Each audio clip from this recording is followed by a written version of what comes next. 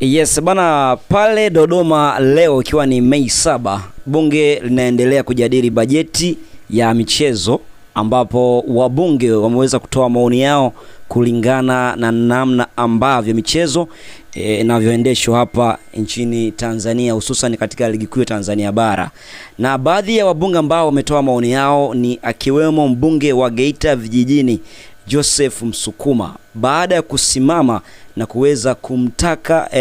waziri husika mwenye dhamana aweze kutoa taarifa ambayo iliyotoka kwenye kikao alichofanya na baadhi ya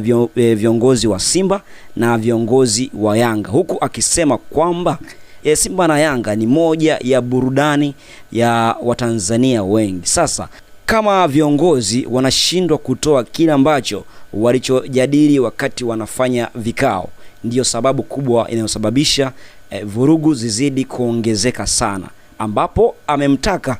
waziri mwenye dhamana Kabudi aweze kuwapa kile ambacho kilichotoka katika kikao kile, ili waweze kuwapelekea wananchi waweze kufahamu kwamba kilichotoka ni nini, majibu ni yapi, kuweza kupunguza pressure na maneno ambayo yapo sasa hivi katika maeneo mengi hapa nchini Tanzania, hususan kwa mashabiki wa Simba na Yanga. Ikumbukwe ni mjadala mkubwa sana wa dabi ya Kariakoo ambayo imepangiwa tarehe pasipo kusikiliza pande zote mbili, kwamba kilichotoka kasi ni hiki, na kwa sababu ya maelezo ya kasi ndipo tumeweza kupanga ratiba, lakini hiyo hapo haikufanyika. Viongozi wa bodi ya ligi na viongozi wa TFF wao wamechukua moja kwa moja hatua ya kuweza kupanga ratiba ya mchezo huo